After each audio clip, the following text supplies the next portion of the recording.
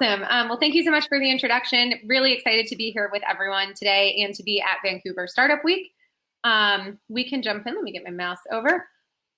Awesome. So this education, as she mentioned, we are HubSpot. I work for our HubSpot for Startups and Entrepreneurs program. We provide three main resources to growing startups and scaling startups: education, like the one you're about to hear today, access to our integrated platform and app network, and then discounts on our professional level software. So we offer different programmatic discounts to all startups in our network. If anyone has questions, come to hubspot.com/startups, ask myself, ask our team. We run tons of education, so want everyone to be able to get involved with our program and learn as you want. We also love entrepreneurs, and we do also have a venture arm at HubSpot as well called HubSpot Ventures. So if anyone has any questions on our programming, feel free to add me on LinkedIn. Feel free to email me directly. Our team is always happy to chat about different options for our program. Well, so hi everyone. Quick introduction. My name is Magdalene Small. I run our HubSpot for Startups and Entrepreneurs partnerships in Southern California and Arizona.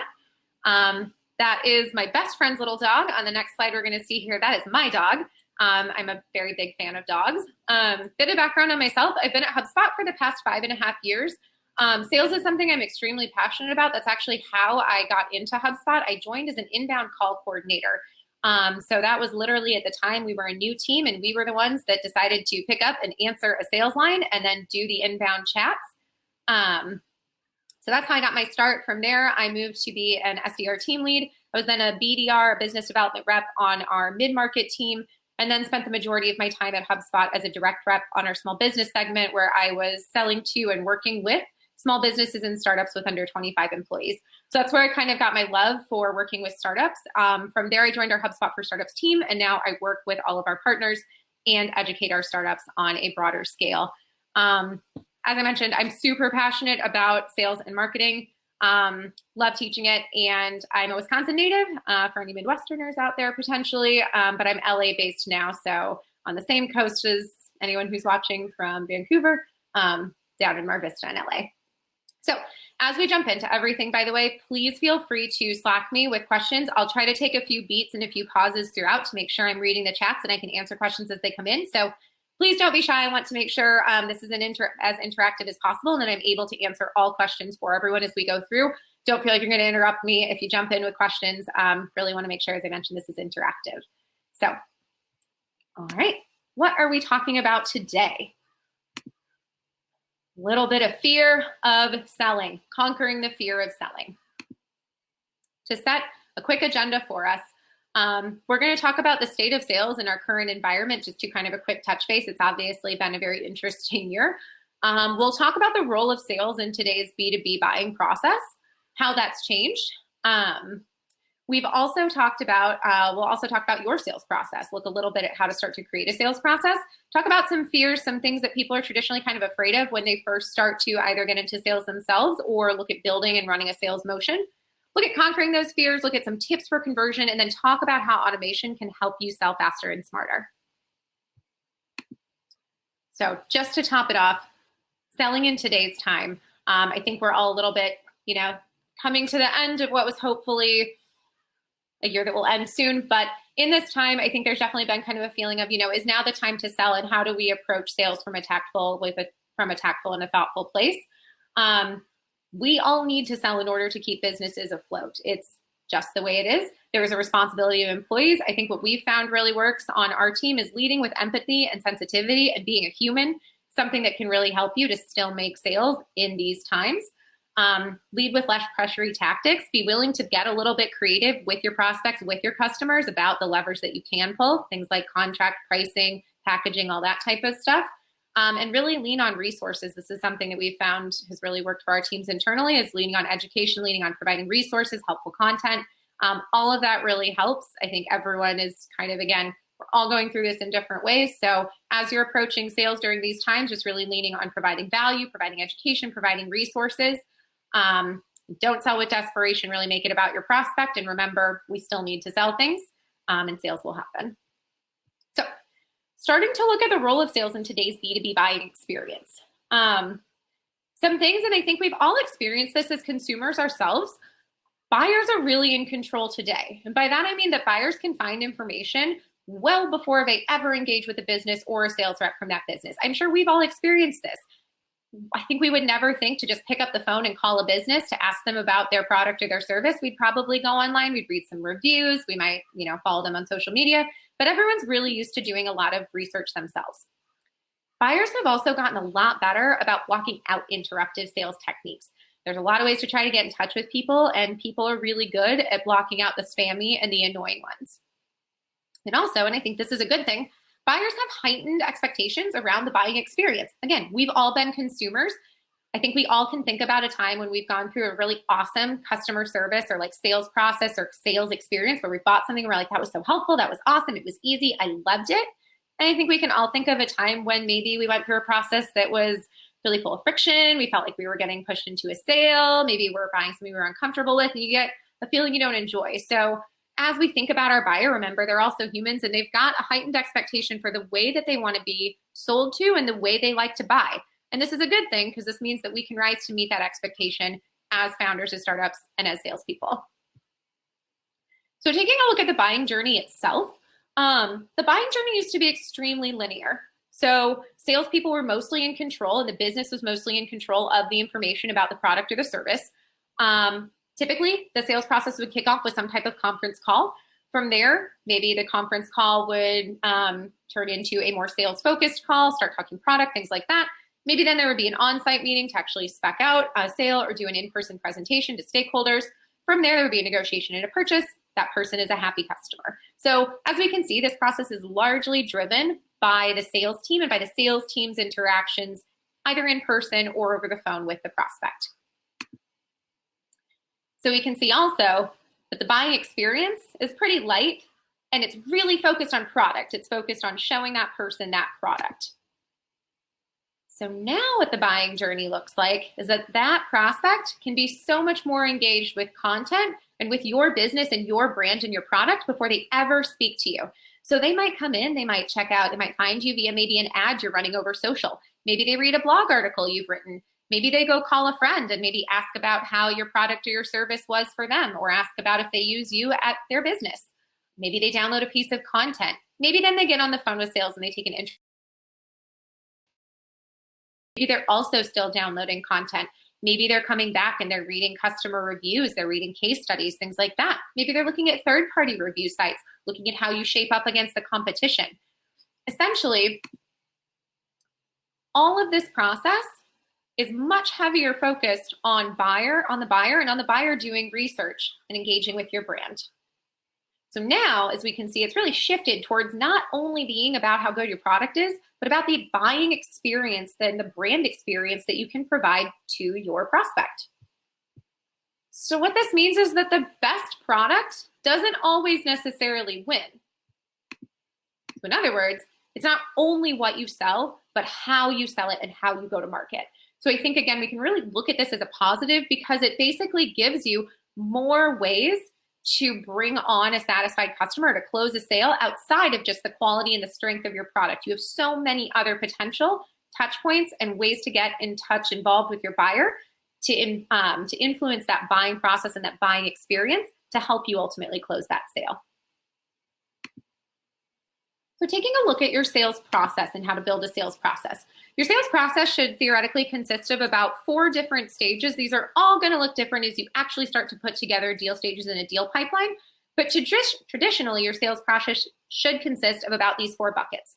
So you should be prospecting, whether this is reaching out to warm leads that are generated by marketing. So maybe these are people that are visiting your website, requesting a contact sales, requesting a demo, things like that. Or whether this is you going on LinkedIn and saying, you know what, I think you are a great fit for my product and service. I'm maybe going to send you an email or an in-mail request to connect, hope to book some time. Maybe you're responding to a DM on social media or something with someone who's interested. Essentially, prospecting is reaching out to anyone who is a potential lead, could be a potential fit to get in the sales process with you, and trying to book an initial scoping call or a discovery call with them to get them involved in your sales process. From there, you want to run that discovery call. So this is where you can start to establish not only rapport, but you can actually start to establish trusted advisorship. You really want to build trust throughout your sales process and lean on that.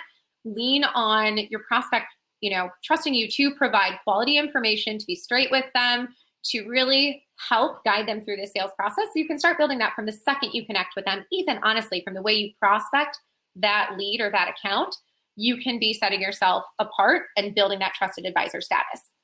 In this discovery phase, we'll go into GPCT later in the presentation, but this is when you want to identify their goals, plans, challenges, and timelines, and really uncover as much information as possible. The earlier you can discover information and the more information you can uncover about the business, about their needs, about how your product or service is going to help them solve their challenges that they're experiencing, the better you'll be able to tailor the rest of your sales process around that and ultimately hold them to either mutually agreed upon goals or objection handle, as naturally objections do come up in the sales process. From there, you want to add value. So this could be maybe a demo of product, a sample of product, a walkthrough of a service, something like that. You want to make sure you're also providing value outside of just selling. So this could be providing resources, a customer case study, a reference, things like that. Maybe jumping on the phone, having your prospect jump on the phone with implementation to talk through what their actual onboarding and sign up would look like. And if you're working with someone who's not the ultimate decision maker, you want to make sure that you're helping that person to sell internally. Do you have someone that needs to convince sell up into a team? Do you have someone that maybe has a team member that is a fan of a competitive software, competitive service, and maybe you need to help them overcome that? Provide them with resources. If they need a deck or a slide, give them a deck and a slide. Really make sure you understand if there is any internal selling, what that selling looks like and how you can help support your champion as they do sell internally for you. And then lastly, you want to close and delight. So you want to make sure that, again, throughout this whole process, you've been really on the same page about value and about what you're going to be providing and about what that's going to look like. You want to help them to understand what next steps are going to be and really have a seamless handoff there, whether that's a more touchless process or whether that's something where they're going to a specific onboarding specialist. And if they're going to be, if your business is one where there's an opportunity for cross-sell or upsell into an install base, you want to make sure that you're putting touch points on with your customers so you can have quick check-ins and make sure they're doing well, they're staying happy and healthy as a customer, and as they're growing with your product or your service, you as the salesperson are able to then cross-sell and upsell naturally because you've been consistently checking in with them, building value, and making sure they're a happy customer. So, quick pause. If anyone has questions so far, drop them in the chat. Just make sure I look at. Okay. So starting to get into some of the fear points. What are you afraid of with sales?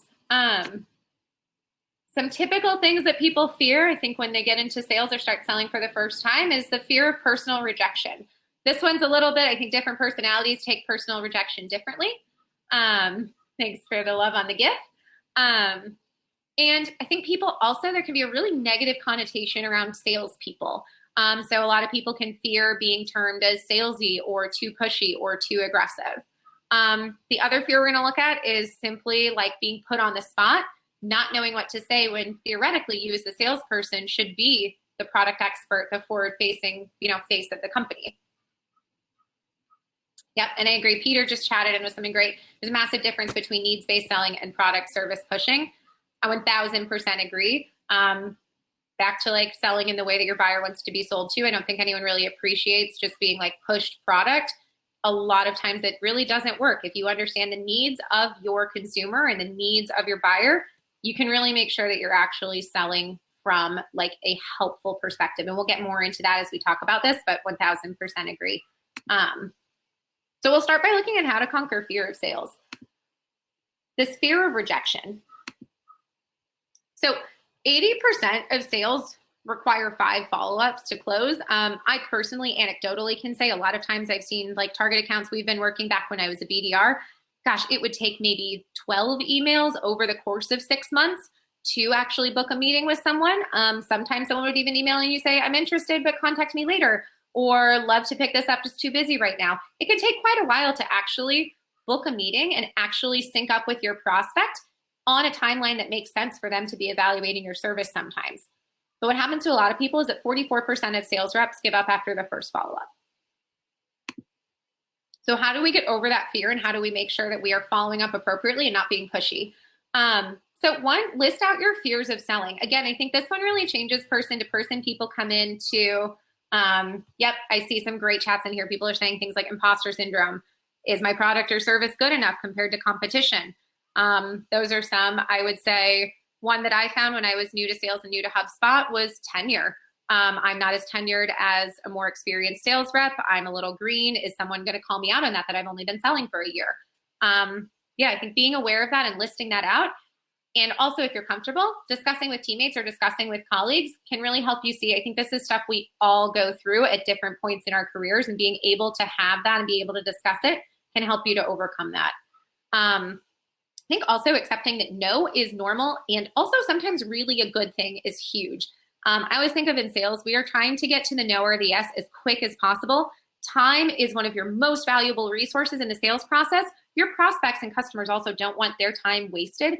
Even if it's someone that seems like they could be a great fit, if the timing isn't there, if the budget isn't there, if it's just not going to happen, or they have no pain points to solve that you could help solve for, get to that no as quickly as possible, save both of you the time, and then go on to the next one to a deal that might close. So getting to that no as quickly as possible in sales, when you can reframe that no is actually a good thing as long as you've done your due diligence, it can really help, I think, move things forward.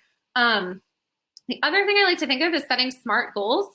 I don't know if anyone's, great question. So someone just asked you, just accept a no at a face value. Absolutely not. This is why I said no with due diligence. I would say no with a big asterisk. This is why you want to accept a no, but a qualified no. You definitely don't want to let someone just, oh, no, and blow you off. If you think that you actually can add value to them. So I would say if you're getting a no, try to do some digging. Say, okay, great, I totally understand that, but I'm really curious, why are you saying that? Oh, I'm actually surprised to hear you saying that because you just told me XYZ. Can you tell me more about that? What's making you think that? Getting into those second level and third level questions are really going to help you understand, okay, was that just a no and now I can objection handle it and overcome it? Or was that a realistic no and there actually are things that are standing in our way that I can now accept that this is a deal that will not be a viable deal and this isn't a sellable opportunity. So definitely needs qualification around the no. Setting SMART goals is also something that's helpful. This is an acronym that I really love that's been really helpful in both my professional and personal goal setting. So I definitely didn't make this one up, but SMART goals are goals that are specific, measurable, achievable, relevant, and timely. I think a lot of times, especially in sales, we all go in and we're like, I want to be the #1 performer. I want to be top performer. I want to make President's Club. You know, I want to sell this giant deal, or I'm going to bring in this target account. Yep. So really having those SMART goals in place are going to make sure that you aren't feeling like you're constantly failing because you set goals that you can actually achieve, that will actually help propel you forward versus setting pie in the sky goals that are unachievable. Understand that in some way you're selling every day. I think we all are somewhat selling. I dislike personally the negative connotation around sales and salespeople. Call prospects out in the open. This one, obviously, we're all working from home now, and some of us don't have the luxury of being around our peers and our colleagues while we're making calls. But the more I think that you can get some transparency and get some feedback on how your calls are going. My team, for example, we do a weekly call review now where someone offers up a call. We all provide feedback. That person can say, hey, you know, I really loved this part or I struggled here. Anyone have thoughts? The more you can get comfortable with just like having other people hear your sales calls, I think the better you'll be. And then really being prepared and coming into it knowing even if you do get a no, that again, you were prepared, you had done your research, you were able to ask the questions necessary and walk away with that qualified no versus going, you know, I just totally lost that one just because I wasn't prepared enough. Awesome. So getting into that fear of being too pushy. This is a great question. How do you deal with competition from other salespeople and collaboration, like helping each other out? So competition, so I just want to clarify, are we talking competition internally, like competition from other team members? Okay, so this, the way I think about it, and this might have been just because of the benefit of how we carved territories, we always had a territory inside of HubSpot or some type of lead rotation model that was working for us. So yes, I can go cold source leads into my territory, or maybe if we are on a rotation model or have a recycled lead queue, I could get there before other people, but honestly, my work is my work. I look at it as like we are all here to bring revenue to the business. I like approaching competition in sales from a healthy perspective. I want to do as well as I can, and my peer sitting next to me who covers a different territory. Yeah, so what I'm talking about there with a territory model, basically, for example, if my territory is the West Coast and my peer's territory is the East Coast, we both hitting our targets. I'm not working East Coast leads. He's not working West Coast leads. us both hitting our targets really helps the business to overperform. I approached it the same way when I was on a sales team. We all want to hit our team target. That helps us perform better. It helps our segment perform better, helps our manager perform better. So I really like some healthy competition. I think salespeople are pretty naturally competitive. So I always approach it collaboratively. I want my team to be successful. That means the business is more successful. That means we can hire more heads, have more resources, have better competitive intel, things like that. So I always think of it as like when one salesperson wins, the rest of everyone wins. And collaboration, I'm big on sales collaboration. I am not, and we'll get into this a little bit later, you cannot be an expert on everything. It's just not humanly possible. You're going to have team members that are really good at some parts of the sales process and maybe that you're missing. Ask people to collaborate. Even if it means maybe splitting a deal, losing some money on that deal because you're splitting with another rep, to my mind, if I'm too prideful to maybe ask for help, maybe I lose that deal. But if I'm willing to admit, hey, I'm newer to the company and I don't know what I'm doing, would you split this deal with me and help me run my demo? Maybe we close that deal together then. So I think collaboration and helping each other out is absolutely huge. I will always sit down and, do deal prep or demo prep with someone on my team if they need it. I'll always help. And I think if you can build into your startup as well, a company culture that really reinforces that. We have a great one at HubSpot, so I'm very lucky, but that's really important, that company culture of healthy competition and really, really leaning on collaboration and kind of putting that front and forward of like, you as the salespeople and sales team need to help each other and need to collaborate because it's all going towards the same goal, which is money for the business.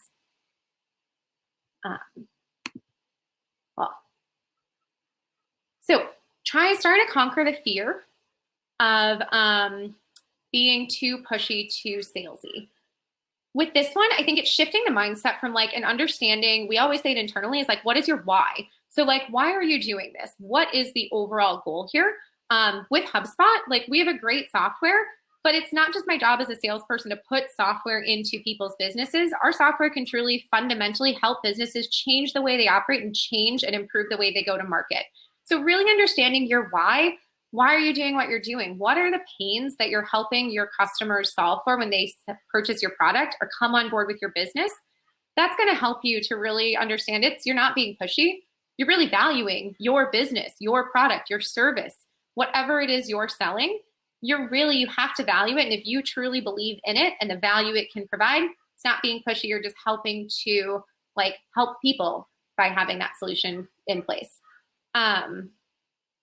You also, as we just talked about, you want to create a strong company culture. So I think company culture with sales is so important. If you have a really like thoughtful, educationally focused selling culture where your reps are focused on upskilling, being extremely like knowledgeable, being able to help their prospects and customers by providing resources and educating and being very like knowledgeable on product and things like that, you're going to feel less pushy because again, you're not pushing something that doesn't work. You are simply telling people facts about the product and sharing resources. Also, anytime if you're feeling kind of pushy, switch to asking questions and do less talking. Obviously, I think it's easy for all of us to fall into the trap of liking to talk about ourselves or hear ourselves talk. This is an easy one on sales calls. If you feel like you're losing the call and it's slipping and you feel like you're kind of talking to nowhere, take a pause, take a beat, put yourself on mute, ask a question, pop yourself on mute, and just let your prospect have a second to really talk and start asking some questions that typically will turn a call around. And yeah, last one. Ask questions focused really on the prospect and their goals. You are focused on uncovering as much information about their business, their needs, their pains, their challenges as possible, so you can make the best recommendation possible to them as a salesperson. Thoughts on setting up, this is a great question. Thoughts on setting up a good sales culture at the beginning when territories might not make sense. Yeah, so I would put in, you have to have some type of parameters around how people can grab leads. Something that we do have a few teams that are on a lead rotator, meaning that as new leads come in, we don't have territories, or we do kind of have territories in place, but basically those leads are automatically just put out to everyone on a rotating basis. So you can purchase systems that will automatically distribute leads out. You can also manually distribute leads out, and you can have a queue that people can source from or can grab from. But I think as long as you do have some parameters in place as to how people can put leads in their name, it does reduce some of that competitive fear of, okay, someone might be having a better, experience because they show up at 5 in the morning and poach all of the newly converted leads from the queue. So I think having some rules in there about some type of lead rotation is helpful. We personally don't distribute by industry verticals for our internal process, but we can. Our CRM can easily set that up. We actually used to, I'm so sorry, I forgot, like 3 years ago, we used to have a nonprofit team, a media team, an e-commerce team, and then a general small business team, mid-market enterprise team, and our agency partner team. So yeah, some ways you can segment. You can segment by industry vertical, you can segment by company location, you can segment by company size. Our team does kind of a mixture of all of those three where we separate by vertical, employee size, and location. And then we have rules in place. And yeah, Sally's asking why I switched from the sales team over to HubSpot for startups. I really love public speaking, and I was selling to and working with startups one-to-one, and I wanted to be able to educate our startups on a broader basis. So I still get to do enough kind of selling motions and get in the product enough, but this way I get to talk to and work with more startups and build out our partnerships in Southern California. So yeah, I love sales clearly, but it's been a fun move to be able to kind of work with more startups on scale. Well, so conquering the fear of not knowing what to say. Before we get into this one, this is a great question. HubSpot is all about inbound. Did we ever do cold calling? Yeah, I think yes, we still do cold calling. We are very fortunate in that we have a gigantic database of a ton, literally millions of really high quality, warm to hot leads. We also now have a freemium model, so we have businesses that are signing up to use our product. So a lot of times we're calling on actual users now, not just form submissions and conversions. But at the same time, if I see back when I was selling, if I saw a great fit company that it maybe was a startup and had gotten funding, maybe even from a partner of ours and just might not have been familiar with HubSpot, yeah, I would definitely maybe cold source that company in, or maybe the company existed, but their new marketing hire was new to the company and wasn't in our database yet. There's always an element of cold calling to a sales process, even if you're working off of an existing database that at some point, maybe it's just a dead lead that had converted like 3 years ago. I think the key with cold calling is do your research and know exactly why you're reaching out and make it personalized. People hate cold calls when the person has nothing to say and nothing to offer of value. People don't mind cold calls when that cold call has been prefaced by maybe a really tailored email with some type of video with a value add, and then you're if you caught my email, I'm trying to book time with you to discuss XYZ, super personal to that business or company. So I think cold calling totally gets a bad rap. It definitely has a place in sales prospecting and a very useful one. And thank you to Daniel's comment. Cool. So conquering your fear of not knowing what to say. This one, especially when I was newer to sales. And I think no matter, like I said earlier, you will never be a full expert on everything at the company and the business. You're not always going to know what to say. No one ever really does. Some things that can help are doing some prep. So writing out things like your introduction. I used to map out bullet points. I used to also, we'll get into this later, have kind of like not a script I would follow, but just some buckets that I would keep up on another screen just to make sure that I was hitting all of the questions that I wanted to ask. So kind of a framework for my calls out. You could map out potential objections. I used to demo prep with my sales engineer and really map things out just so I would know and kind of talk through my flow before. So overall, just being really prepped really helps with that. Practice makes perfect. So practice, do role plays with people, take sound bites from people. I used to always listen on our sales floor. And if someone was on a demo or on a call and said something I loved, I would write it down and then I'd kind of practice it and, say it my way and then maybe start to use that on calls. So, listen to what's working for your teammates and don't be afraid to learn from that. And this is my main takeaway. You as the salesperson, you're the quarterback. You're not the entire team. No one is expecting you to know everything. And I think with your prospects and customers, the more actually upfront and transparent you can be with them, when you don't know something, the more they'll respect you. So it's totally okay if you're on a call to say something like, hey, you know what? That's a great question. I've actually never come across that one before. I'm going to have to do some research and get back to you on that. And then follow up with an email or a vidyard explaining it. I say all the time, I am not the technical expert, but we have a whole team of sales engineers who are. Let me go confer with them and take that question to them and get back to you. So just being really confident about knowing where you stand, really defining your role to the person and being confident in saying, hey, you know what? That I really don't know, but I'm more than happy to go get knowledgeable on it and come back to you is really helpful. And this is a great question. How do you shut down the feeling that you're being probing with questions? No, you're not the only one that feels that. And I think it kind of depends too on who you're talking to. I think some people, you can get in a great conversation. You're like, wow, they're answering all my questions. This is so easy. And some people's personalities, you'll just feel, you're like, wow, I am really feeling like I am, having to just pull information out of this person. I think just being a human. So I think if you ever start to feel like that, you can pause the conversation and kind of almost call it out in some fashion. Be like, I just want to readjust, are we on the same page here? Is this, what you were hoping to get out of the conversation? Kind of give them the open to be like, hey, no, I really wasn't ready for these questions, or I wasn't looking for this. I came in wanting a product demo and you're not demoing me, and then you can explain why. And then coming up front, if you want to get ahead of it fully, I also used to call it out on calls where you can set your agenda, and then you can kind of, build some rapport, ask them, and then say, okay, great. This is the purpose of our call. This is what we're trying to get to. It is my job to help determine if I can potentially help you with our product. In order for me to best do that, I'm going to need to ask you questions. Is it okay that I'm about to ask you a lot of questions? Kind of, you have to put that into your own voice. You have to make that make sense. But honestly, just setting that upfront contract and really asking for that, that sets the tone. We are here to mutually accomplish the goal of determining if we continue on in an evaluation together. In order for me as the rep to do that best, I have to ask you questions. So let's go. So you can play around with that. There's a lot of different sound bites, and I think everyone kind of adds their personal flavor to how to do that. But that typically helps, is just kind of calling it out, setting a good agenda, setting the goal of the call, and then just being really transparent about what you're trying to do.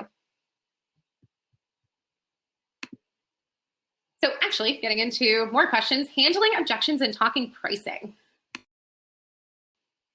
So with questions, one way that you can use one thing that you can do to uncover pain or to handle objections is to use open-ended questions.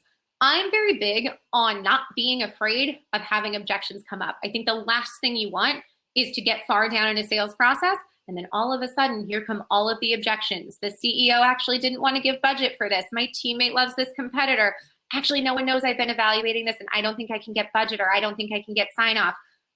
You really want people to tell you what their concerns are early, often, upfront. It is okay. Again, we want to qualify as quickly as possible to that no. And a lot of these objections can be handled. It's okay. Just because someone says something that you might think, oh my gosh, they're never going to buy, that's a huge objection.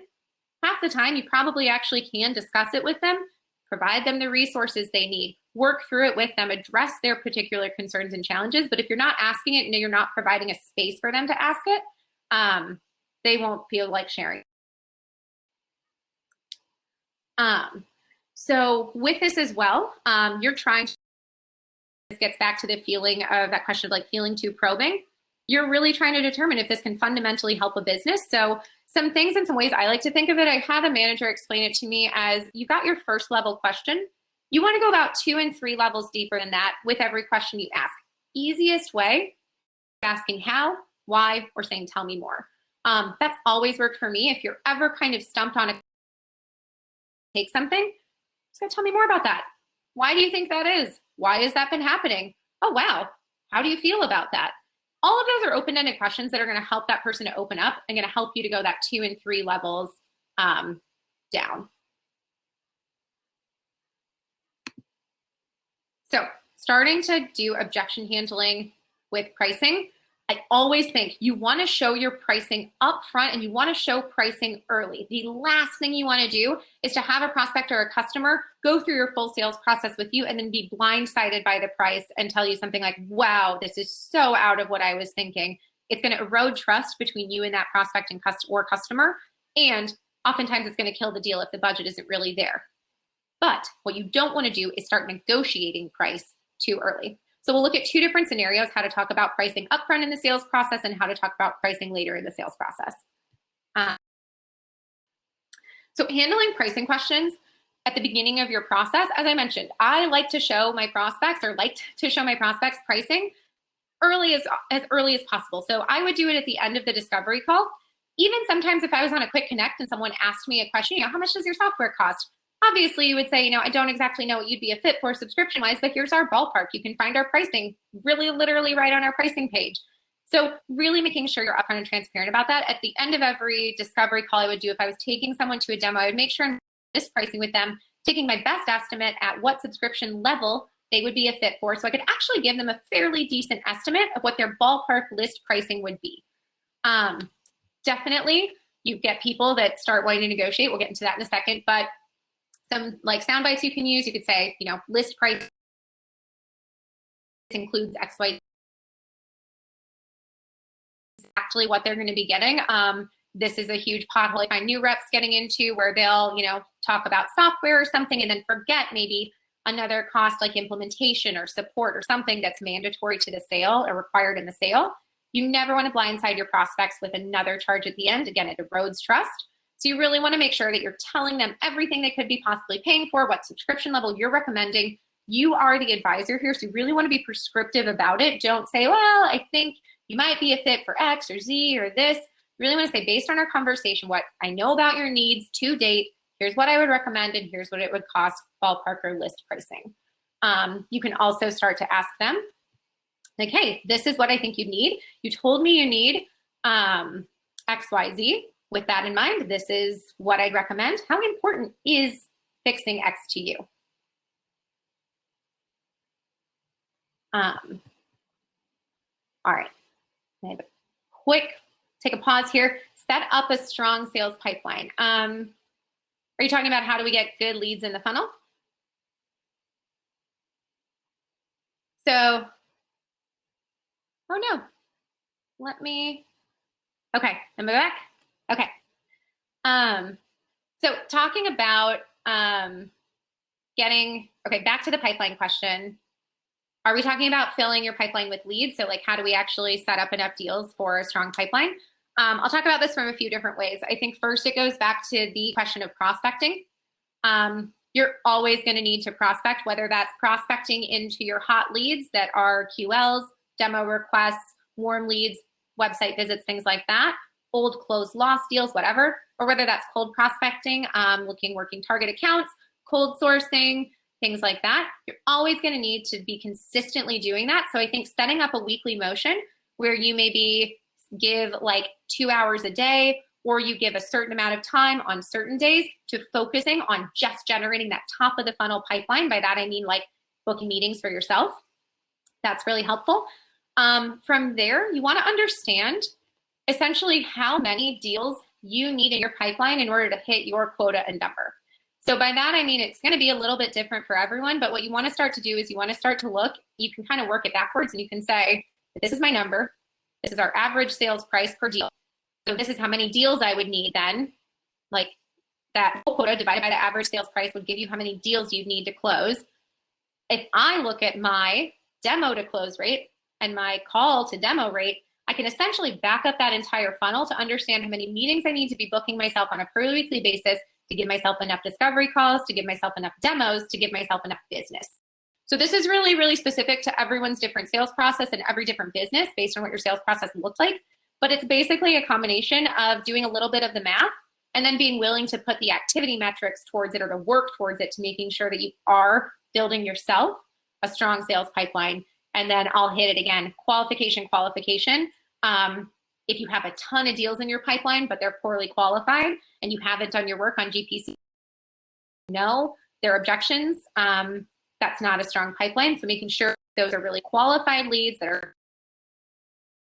after good fits for your business and you've got the activity to back it, that all helps make a really strong pipeline. Cool. Handling some pricing questions at the end of the process. Yeah, absolutely. Quick question here. So for your calls, do you always go for video? I do. I think it's better. We run an inside sales model at HubSpot. Obviously, I think lots of people have had to turn to inside sales now because of COVID. But yeah, I think video makes it more personal. I will typically put mine on.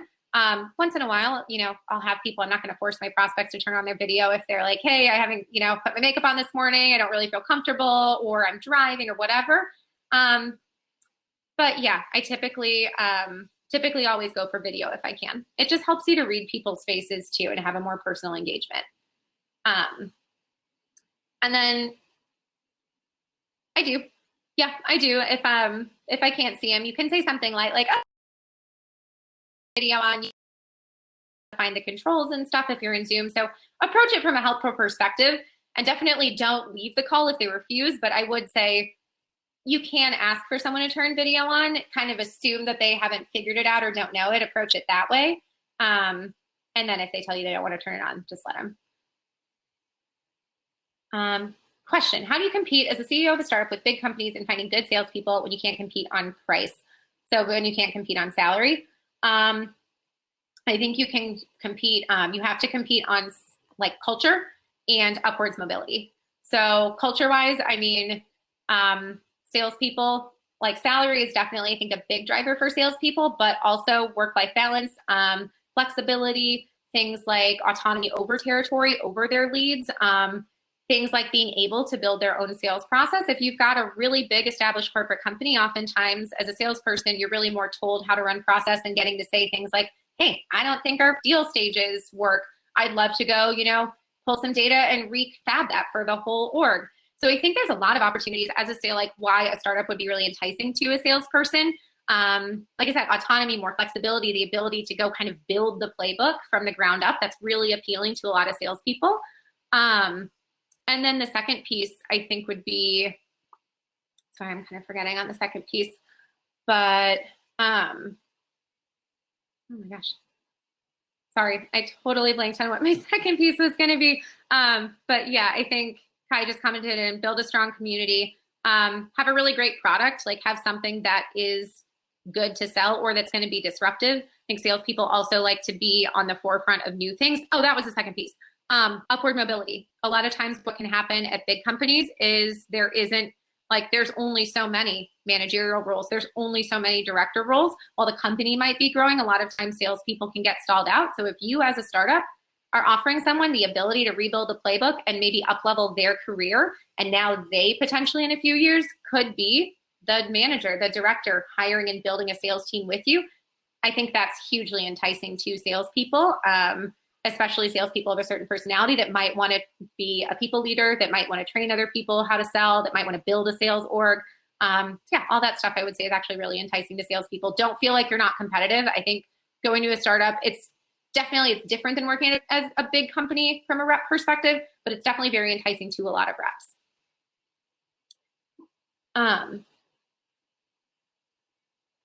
Well, Michael, I don't know if I fully understand your question. If you don't mind retyping it.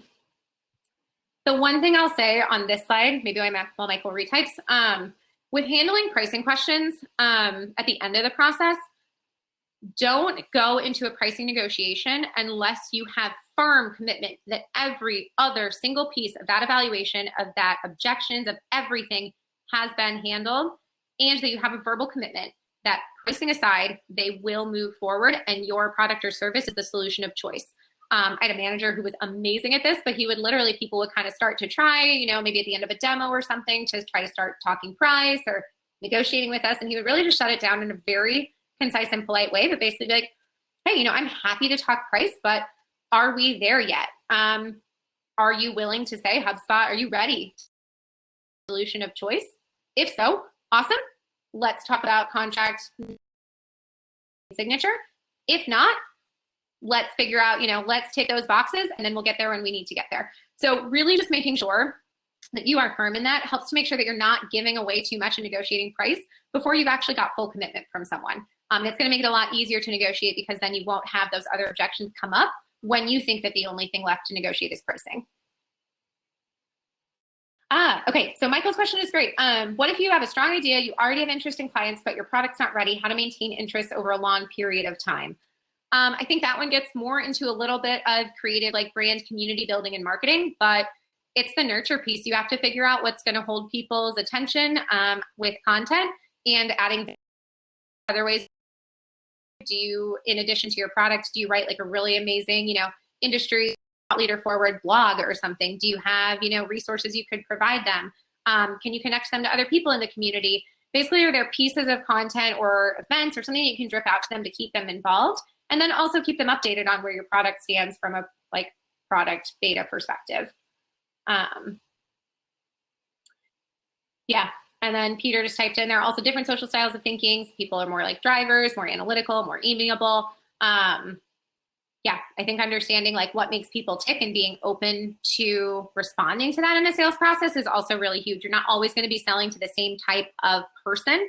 Being able to understand that and kind of tailor your sales process accordingly, know what makes different people tick and what people respond well to and don't respond well to, it's really going to serve you well as you go, especially into kind of high stakes things like, for example, a pricing negotiation.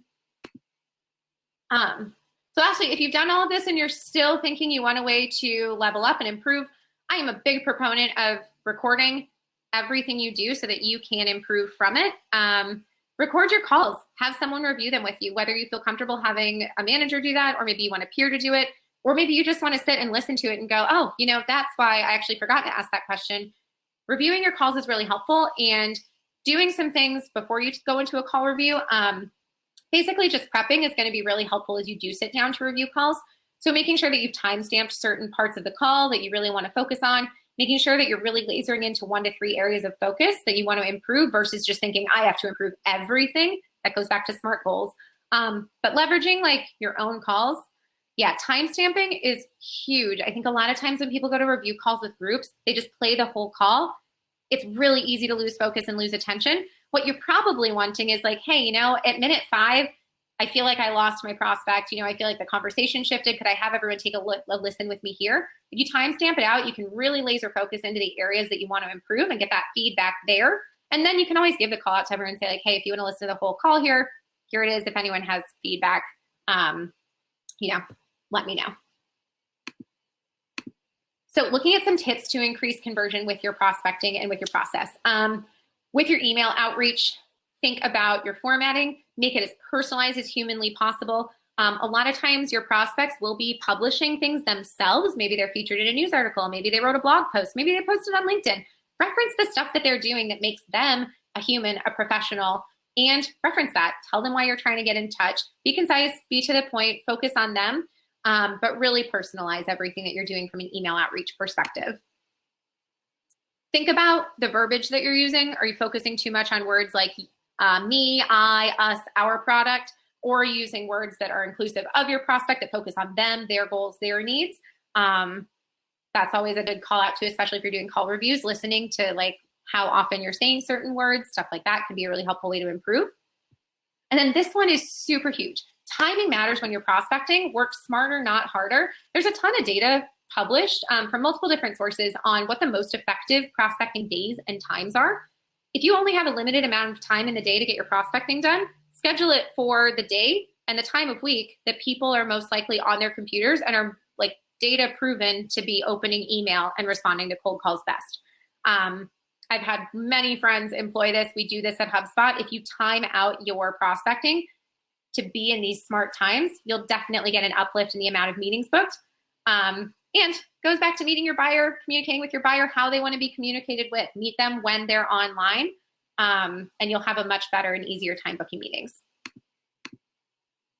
You can also think about ways to stand out, to email differently, to LinkedIn differently. We use video a lot internally at HubSpot as a great way to stand apart. Again, I think the more personalized you can be, using stuff like video, referencing things that they've done. Yeah, the time slide here. So we can see there's a drop off. Tuesday is a weirdly really good day to send email. Oh, this one's the time. Yeah.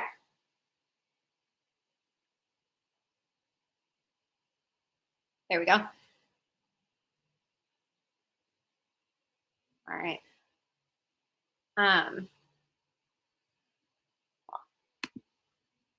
So yeah, absolutely. So just think about ways to make your email stand out and to really add value, no matter how you're prospecting. Also, as you're running a discovery call, you want to make sure you do have a framework in place. I talked about this, how I actually earlier in this session, how I actually had like a framework of questions in place. You can make your own framework. This can be something that lives inside of your CRM that you take notes in. This could be something that lives in a Google form. If you just want to post it on your computer, like 5 different questions, that's great. Something to always remember, at every discovery call, you want to be asking their goals, their plans, their challenges, their timeline, and I like to add a 5th one of adding impact. So what is the impact to this person, both to their role and to the business if they are unable or able to achieve their goals via their plans, overcome their challenges, and do it on the right timeline. Putting all of this together is going to help to make sure you really understand what's driving your prospect, the person you're selling to, and the business that they work for. We talked a little bit about consultative selling, and I know we're coming up a little bit on time here, so I do want to get to some automation that we can use to help us with selling, but always remember you're adding value. You are there as a trusted advisor. You're there to educate. You're there to run an evaluation and really help that person determine if they are a fit and if your service, your product, your business is a fit to help them. So really just want to make sure you're constantly thinking of yourself as a consultative salesperson and an educator helping them to sell internally. Okay, so looking at automating processes a little bit. I think it is mission critical. Salespeople need quality systems in place in order to be able to effectively do their jobs. I am a big proponent of getting CRM in place as early as you can, no matter what level you are as a startup. Even if you're like a 2-person company, get a CRM in place. We have a free one. I'm a big fan of it, but get a CRM system in place where you can track your leads, your contacts, your outreach, where you can build a deal pipeline and start tracking your funnel. It is never too early. Whether you're communicating with investors, potential users, whether you're just building a brand in a community and you just want to know who you're emailing, going back to that question of, hey, we've got potential users that have some interest, but maybe they're not ready, our product isn't ready yet, put them in a CRM. That way, when it is ready, it's going to be so much easier for you to announce rollouts of product, things like that. And Daniel, I will get to your question in 1 minute. It's a great question. So making sure you have the right systems and tools in place is huge. You want to make sure that your sales culture is really focused on transparent data. I always think it's really kind of shocking to me when I hear about other people at other sales orgs that aren't aware of, that don't have visibility into like other teams' activity metrics or how other reps are trending towards quota. Personally, coming up as a salesperson in HubSpot, it was so helpful to me to be able to see how everyone was trending in terms of potentially hitting their quotas and performing, because that made it really easy for me as a new rep to go, okay, well, here's, the top 10 performers. I'm actually friends with 3 of them. I'm going to go sit down and book 30 minutes with them and really ask them, how are they achieving this? What are they doing? What do their email templates look like? Can I listen to a call? If you have transparent metrics, it's really going to help reps to help themselves as they maybe look around and go, oh, okay, well, I didn't perform as I thought I should this month, but actually I can see that a top performer had 5 times the activity metrics as me. Maybe I'll take them to coffee and ask how they make them, how they're making so many calls, and see if that would help me to start to perform in my territory. So focusing on data and having that data available to your reps is really huge when you're trying to up-level your sales team. You also want to use conversion data in your prospecting. So make sure that you actually are providing your team and your reps with those touch points, as we talked about earlier on that buying journey. Is someone coming to your site? Are they looking at a pricing page? I can't tell you how many deals I've gotten back because someone went dark on me for like a year. All of a sudden I see them poking around on the pricing page or opening up my email from a year ago. Place a quick call, send a quick friendly email. Hey, the timing's better. They got their budget back. Something shifted. They've gotten a promotion. They have a new role and now they want to eval again. Having that type of data available to be able to use is really, really critical and helpful for your reps. So Daniel's question first, what if you feel you have a good product, but it's maybe ahead of its time or in the wrong geographic area? I would say look at where you're getting that feeling from. Maybe sit down and run some interviews with potential users that you have who are interested. See if that feedback, I would say first maybe start by seeing if that feedback is something that you're just feeling or if you can put some data behind it. And I think that will help you make the decision. If the data matches what you're feeling, then it might be time to maybe make a geo shift or make a shift in product. Again, it sounds like you have people that are interested in that product. So ask them, sit down, ask for a little bit of their time, ask them what they would need to see from the product in order to want to use it. Your potential users, your community, your customers, your former deals you've closed, even if you didn't close a deal, but that person had a great sales process with you, but maybe got shut down by a higher up decision maker, ask them for feedback, ask them what worked well, what didn't work well. They're going to be a really good resource for you as you look to pivot, make pivots like that. And to Gezim's question, yes, we definitely have email templates.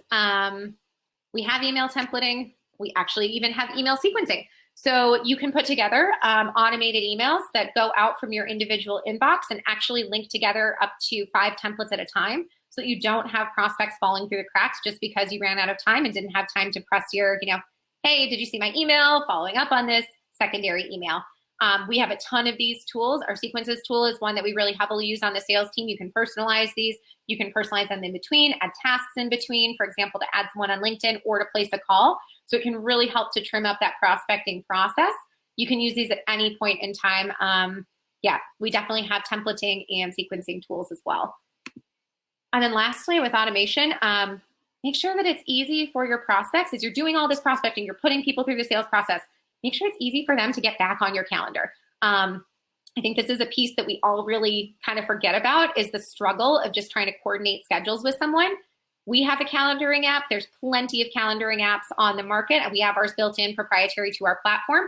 Make it super easy for people to book time with you. If that's the ask, and even during a sales process, if maybe someone has a question, have your calendar link in your signature. Maybe it's 5 minutes. If they can book time with you, get on a quick Zoom and ask a question, that's going to be so much quicker than going back and forth via email, trying to answer questions or trying to set up a time for a call. So make it frictionless and as easy as possible for people to actually get on your calendar when they do want to meet with you. That is everything. I think I made it into the hour. These are amazing questions. I really appreciate everyone jumping into the chat and adding their questions. Any other questions? Feel free to drop them in the chat now. Books recommended. The Challenger sale is an amazing one. I think Never Split the Difference is another really good one. I'll have to think on some more, but there's definitely a few. Thank you guys so much. Thank you everyone for joining this presentation. It's such a pleasure to be here and to be able to present to you. If anyone has any further questions, I'm clearly very passionate about sales. Add me on LinkedIn. I'm always happy to chat. Our team is the HubSpot for Startups team. You can find us at hubspot.com/startups. So please feel free to come chat with our team. We also run a weekly office hours that is open to anyone in our startup network. So you can come ask our team strategic questions, have us show you around the platform, whatever you guys need. Really hope you enjoy the rest of the conference, and thank you so much.